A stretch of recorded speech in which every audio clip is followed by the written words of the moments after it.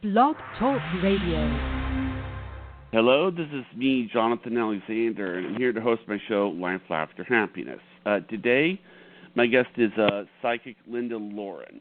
Now, one of the things I found fascinating about her is that I had the book, The Top 100 Psychics in America, and I read her entry in the book, and she got the nickname Gypsy. Now, why don't you tell us, are you there, ma'am? Yes. Hi. How are you today? Happy Halloween. Thanks. Happy Halloween. I hope we get some calls. Why? Yes. Why did you Why did you get the nickname Gypsy? Why don't you tell us about that? Well, whenever I was in school, I used to kind of give readings. People would ask me, "Hey, read my palm, read my cards, read my colors," because I would look at somebody and color bubbles would come. And get an impression as to what those colors meant for me to tell them. So little by little, I gained a small following and then a bigger following, and I started doing readings for a quarter at the counselor's office. And they started referring to me as Gypsy. And that name kind of stuck, and they were going to see Gypsy, and the money would go to Battle of the Bands or any kind of a event that the school was having. But Wow. That's kind of how the name stuck, yeah. Okay, we do have a caller. Would you like to take a call? Sure. Okay.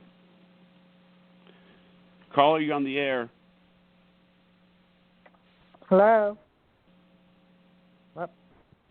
Hello? I hear them. Caller, are you there? I'm here. Can you? Hi. I can hear her. Oh, great. Hi, Linda. How are you? Hi, I'm okay. Do you have a particular question, or would you like me to just tell you what I'm feeling around you right now? Well, either one. Okay. What right your now, impressions are. Right now, I feel a lot of the color white and black. Those two colors. Now, when I see a white and a black together, it means that the person has a very clear idea of what they want to do in their life right now, but that the black means that they have boundaries that they have put up that might not make that happen for them unless they not be as strict and not be as structured. So right now, you're in a place to have a lot of clarity, a lot of movement forward, especially when it comes to anything creative in terms of business especially. Just don't put up the walls of boundaries because you don't need boundaries right now. You just need to express yourself. And that's what I pick up for you right now. Huh. That sounds great. Although they're two opposite forces, aren't they? Well, they are, but they do work together. In terms of color and energy, they definitely work together. And you can, I talk a lot about color in my, I have a memoir out called Medium Rare. And it tells you a lot about why I feel colors can work together. And your colors are not colors as much as they are ways to express yourself right now. So you have to really work on expressing yourself and not feeling boundaries. So sometimes, Jonathan, people have to put the walls down, the boundaries down. Is there a reason why the boundary is there, or any steps that I can do to remove the boundary? If I would tell you that you need the boundaries, you need them right now. That's why I'm feeling the white with the black. It's like you have the clarity, but you have to it's like putting your guard down. Don't have a guard up too much. Because when you have a guard up too much, you're just not going to be able to see as clearly as you can see. So there's nothing wrong with having that at all. So I hope that helps you. Nice, it does. Yes. Okay. Do you have any other questions? I'm waiting on a creative project. Is that going to be happening sooner or later, like next year? That's exactly what I'm saying. I would say to you that within the next 6 weeks to 6 months, you're going to see movement forward. So be clear, but put your guard down. Don't be so strict with what you want ahead. Okay. Okay. I did have a question for you, if you don't mind. It doesn't have anything to do with creative. I was in a nasty accident, and it seems like a lot of things went right for me that day. And I was wondering, is there somebody watching over me? Is there outer force that's protecting me? And if so, well, always. Who or what? No, always. There's always. And for you, you have a person on your left who is in your family, and I pick up on an older woman. So passed away maybe around 10 years ago. And there's on your right is a very angelic feeling that I get. So we all have guides. We all have angels who help us, and often our family comes through, and our family helps us too. So you're definitely being guided. If you really want to go into it further, we can always address who your guides are in particular, in a reading. But on the phone, we don't really go into that much depth because we have as many callers as we can. But you're in a good place to be able to tap into that. So my thing with you would, if I could leave you with anything, it would be to meditate. That is like the key to everything in your life right now. And in anyone's life, but yours in particular. So I would meditate. Okay. Thank you, Linda. I appreciate it. You're welcome. Take care and God bless. Okay. Any other questions? Thank you. Bye-bye. No, that's it. Okay. That was nice. Okay. She's a really nice friend of mine. You said before the show that you see me with two colors. What did you say? I got green and purple. And purple has a lot to do with intuition, with guidance that helps us. When we use our intuition, we de-stress ourselves. And purple is a very good color for taking away stress and creating more of a spiritual awareness. Green has a lot to do, in your case, with healing in terms of movement forward, but it also has a financial concern. And the financial is actually not a concern because you don't have to worry about it at this time. There's something changing around you, and it's changing for the better. So don't think that it's a negative because it's not. Well, that's interesting. So you're in a good place. You're saying that my finances are going to improve. Right.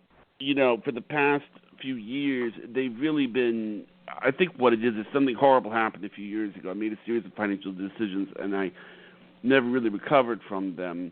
And it's sort of like, and I think another thing I'm doing right now is I'm trying to write a treatment for a television show. And it's something and I don't know if you see anything like that or if you pick up on anything from that. Well, there's something that will transpire, I feel, in terms of business, more likely around February, March. February, you mean to tell me? Now, I want to make something. I would like some clarification of what you mean by transpire, because with television, this is the reason why this makes me nervous, and this is why I'm asking about this. I've had a lot of friends who will say, "Oh, I'm going to be in this television show," or "I'm going to be in this movie," and it never happens. And they talk like it's a done deal, and it's not. When you say transpire, do you mean that it's going to go on the air? No, I'm saying that you're getting that much closer to someone taking it seriously as an option for something they could develop. Okay, but not necessarily being on the air. Do you see it being on the air? Not yet. Not yet. I'm feeling that you're closer to getting an awareness of it happening, but that's like the beginning to the middle of next year. But you think it will eventually be on the air? Yes, but I don't feel you're talking until later next year. Later next year. So you see it'll be like, you mean later, when you say later next year, you mean like spring of 2017? It's more likely into the fall of 2017, right. But that's time, everything is time sensitive, and you have to look at that time period, a way to develop your project. I always tell clients that when I see something for them, and say I see something that you say, "Oh, I wish that will happen." Well, if I see it as a possibility happening, well, then you can actually make that happen because you already know the awareness is out there. It's definitely more of a yes than a no, so you can work that. But by the same token, I could talk to you and say, "Hey, you know what, I'm not feeling it." And that no is probably going to be enough for you not to waste your time on that particular project and to maybe do something else. But right now, it's something what I'm I've been feeling putting a lot is of very writing positive. into. Yeah, well, this is very positive. And don't give up, don't give up the ship now. Don't do that. Just keep going with it, keep working on it, and know that you have some kind of a date down the road that opens you up to actually having this televised, having this happen. That's what I'm feeling. That's exactly what I'm feeling. Do you see it on network television or cable? Cable. Right now I'm seeing cable. I'm not seeing network. That's actually more what I would go to because there's more freedom with cable. Okay, so then you'd have more of a play with it. You'd be able to work with it a little bit more on cable than you would regular TV. So I would say yes, that go all out on this, but go all out. Let me ask you this: what do you think of dreams? Like if someone has a dream of something that's passed on. Well, my mother was known as the Dream Lady, and she used to do a lot of dream interpretation. And if you're dreaming of someone who passed away, and that person is, let's see, how can I explain it? It's if they are in your dream and they're not sick and they're in a good place and they're talking to you like normal, that's a visitation. But if you're dreaming of them and it's of someone who passed, and it is a dream that is of them in the hospital, or they're not well, or it's reenacting something negative that led to their death, that we call that a guilt dream. Well, let me explain to you what I mean. Let me Okay. Let me explain to you what I mean. Okay, I've had a dream. This is what I'm going to say. I've had a dream. Are you talking premonitions? No. This was a dream. Okay. Where usually when you dream about someone, you dream that's passed on, you see them as alive, and then you forget that they're dead. You just see them as there. This was a particular dream where I dreamed about two relatives that had passed on, and I knew that they had died, but they were hovering over me. Right. And one of them was my grandmother, and she leaned down and she goes, and I won't say this woman's name on the air out of respect for privacy, but she goes, "The woman you're in love with is your soulmate." Is what she told me. Okay. And then my grandfather, he leaned down and he goes, "I've got something to tell you, but you won't remember it when you wake up." And I acknowledged them both as being passed on. Right. So. Okay. So what are you asking me? Well, I mean, do you think that dream was a visitation? They're all visitations. If something isn't happening to them right then and there, like in other words, you knew that they died, but you don't know for sure at that point, or did you already know? No, I knew that they had died. Okay, so then and you already saw knew them as being entities over me that were not that had passed on. Okay. The hover kind of, I got it. Okay, so basically what that would be is more of a visitation. They come to tell us a warning or a message or just to say hello. There's a lot of discrepancies. People don't understand what's going on with the other side a lot of times because the problem seems to be too many paranormal shows. And those shows tend to make it a little too simple, and sometimes a little too complicated. But in terms of the other side can come in any time, and when they're coming, they are giving you messages, period. They could be in a song. It could be something that you are feeling, sensing, a word they're giving you. My grandfather, and I write this in my book, came to myself and my mother when I was like 8 years old. And the way he came to us was we were sitting there, and we had just learned of his death, and we were living in California, and we couldn't get home back here to, the New York, New Jersey area to see him one last time. And so we sat there, and my mother opened her Bible, and she said, "Sit next to me on this little hassock," and I sat next to her. And we heard a knock at the door. We were facing the living room door. We heard a knock at the door. The door slowly opened. My grandfather, with his sleeves rolled up, he was wearing a vest, looked at us, I wanted to get up, and my mother kind of put a hand on me and shushed me to just be quiet. And we watched as he waved to us, smiled, and then slowly closed the door and left. Mm-hmm. And she explained to me yet later that it was him coming to say goodbye.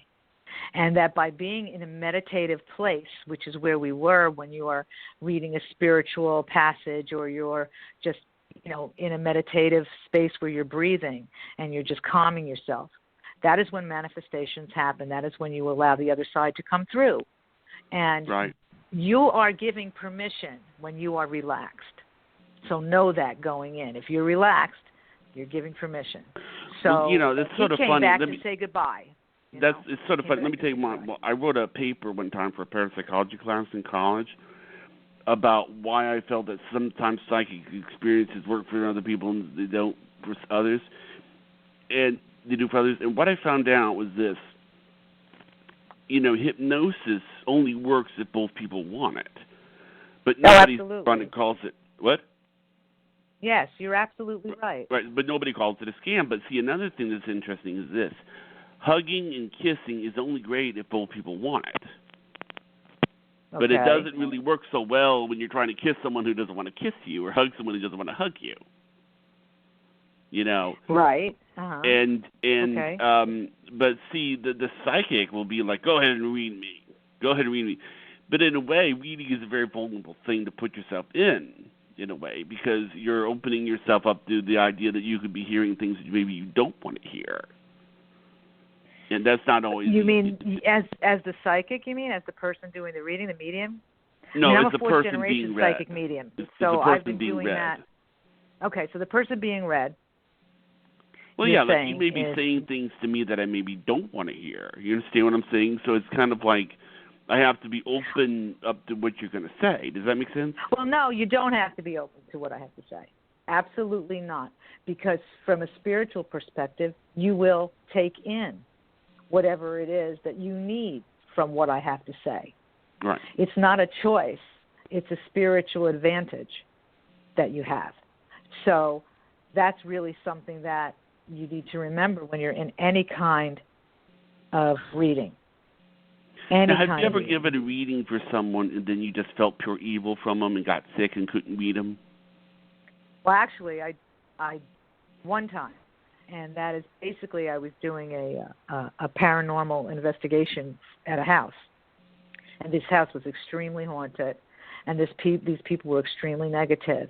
And when I first walked into the house, the whole wall in front of me was all photos that dated back to the 1800s of this woman's family. And they were guarding that area so that you couldn't go up to the second floor. Nobody can go up to the second floor of the house. And this woman, because of this family that she had who were so negative, she was extremely nasty, extremely negative, and really difficult to make her understand that there was good in the world, because she only saw evil. She only saw the bad things. And so, yes, that was the one time I can honestly say I really came in contact with somebody that was so negative that they borderlined on evil. But I knew where it came from. And the moment that these people took down the pictures, and when I'm saying a wall of pictures, I'm talking about all different sizes, daguerreotypes, all kinds of different pictures that were maybe about 50 of them, all over the hallway of the wall. I mean, it was like amazing. And they didn't want people in that house. Nobody wanted to go in the house anymore. So that was the one time I would honestly say that I really didn't want anything to do with a client ever. Mm. It was scary. It was scary because negativity is frightening, because negativity is dark, and you have to fight negativity with light. And the way you do that is through prayer and meditation and positive energy. Always focus on the positive. What's the most positive reading you've ever had? Most positive? I have to say that there are so many positive readings. I couldn't just, pick just one that would be standout. But from the standpoint of a woman who for 6 years was trying to get pregnant, and they wanted to go, the way of a surrogate, and I had said, give it one more shot, one more time. I really have a good feeling. And this was at one of the Hiltons. We had done a group readings with the other side. And I said, there's somebody here who really is saying to me that you're going to have a little girl. And her husband was there, too, and he was sitting there, and he started to get really upset because he was crying. That's how upset he was. He was like, I hope you're right. 3 months later, she got pregnant, and they have a little girl today. So I was like, really, they named her after my last name. So I thought that was very nice. Lauren, yeah. And it was really sweet.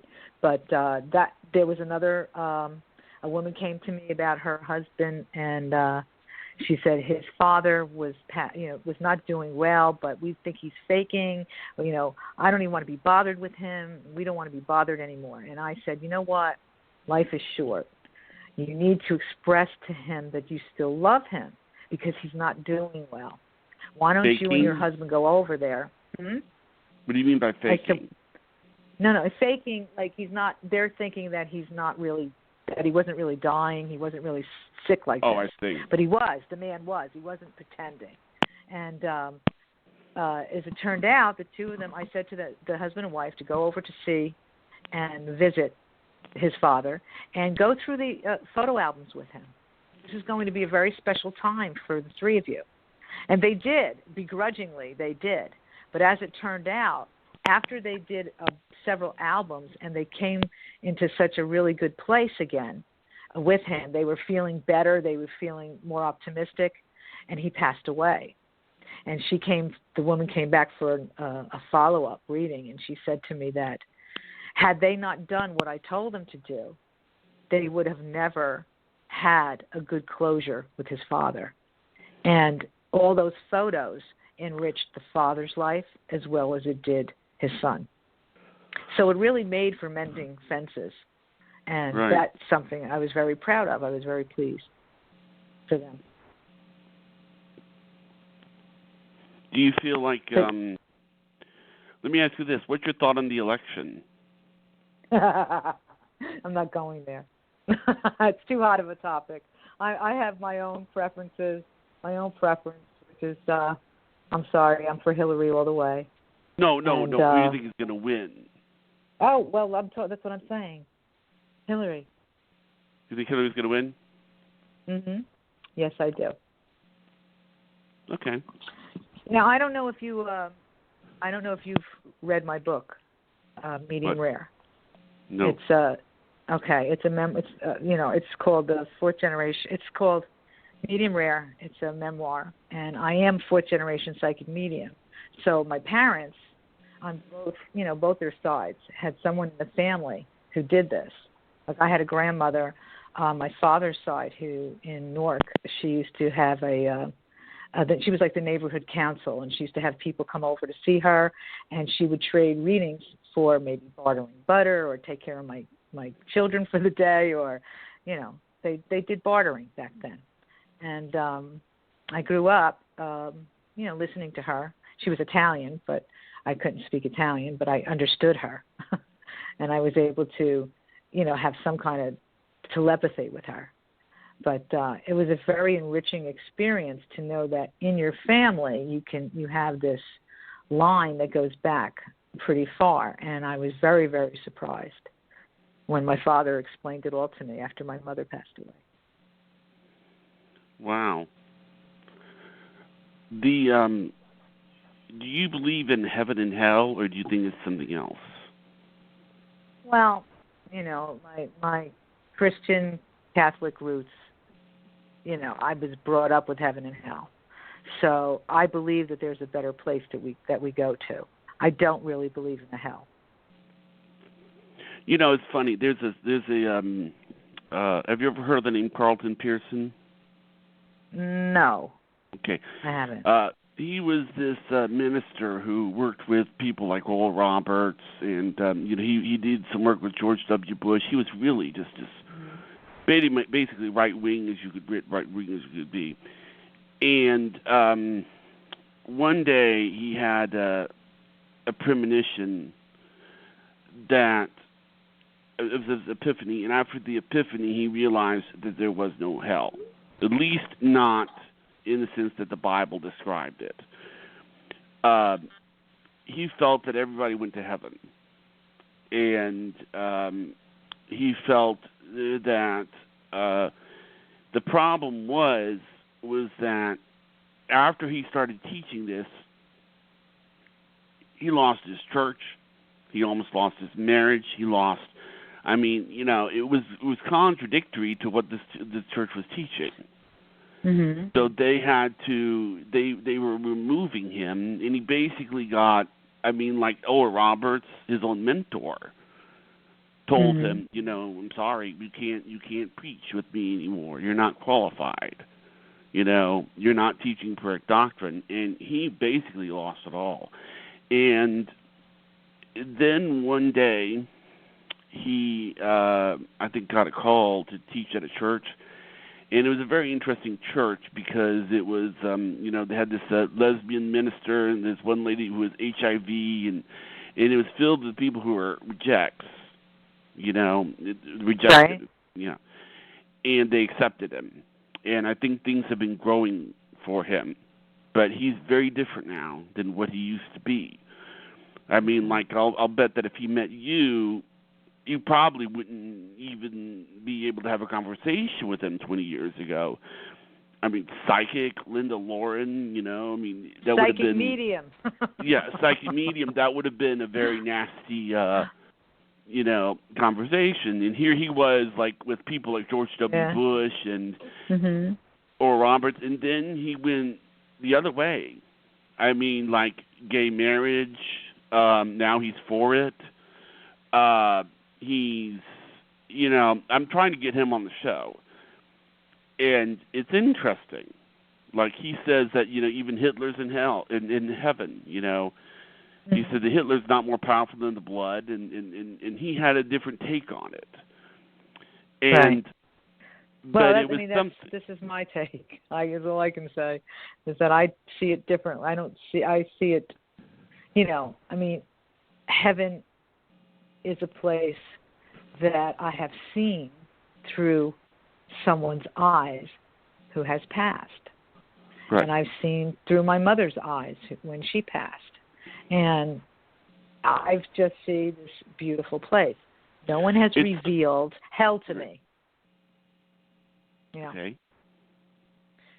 Someone has revealed hell to you? No one's ever revealed hell to me. Well, another thing about but another thing about hell about heaven that's interesting is that heaven is a point of view. Like, for instance, when I was about 4, my sister, my older sister, I won't mention her name, sat me down and she told me, "Do you know what heaven is, Johnny?" And I said, "Well, what's heaven?" "Heaven is 1,000 Six Flags." With its roller coasters and amusement parks. And when you really think about it, to a 4-year-old, that makes all the sense in the world. I mean, if you tell a 4-year-old, see, the street's made out of gold. Gold. Right. Right. Like, what do we care? I mean, what does a kid care about? I don't know if you have any kids. Do you have any kids? No, I don't. No. But you understand what I'm talking about. Like, yeah, absolutely. Streets made out of gold? I mean, what? Yeah. Jasper and all that other stuff. What do they care? A kid wants to live in Six Flags. He wants to go to Disney World every day. He wants to... Well, that's heaven for kids. Them, yeah. Hey, that's what I would say. Yeah. That's heaven so for kids. That's what I like about it. It's like the concept of heaven is a very, very... And it's true. Why would a kid want to go to, I mean... he's gonna want to ride roller coasters all the time, and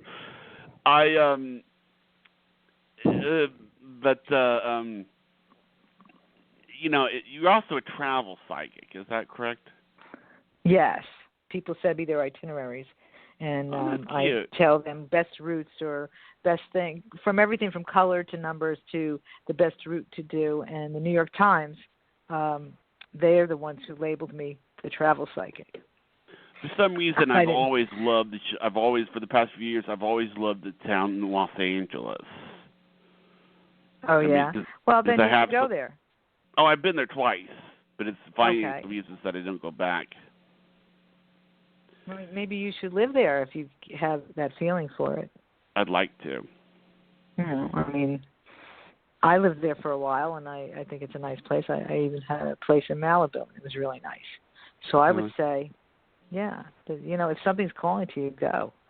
Like people who have an awareness of, like, say, other countries, or you like certain foods or whatever, you're going to definitely be reflecting a past life or something that you need to do in this life. Mhm. Well, so it act was really upon great it, to I'm have. saying. It was really great to have you on. We're just out of time, but I hope you can come back. Maybe do a part 2, perhaps. Sure, we'll do our best. Absolutely. Sure. I'll talk to you. Thanks, ma'am. You have a nice night. Yes. Take care and God bless.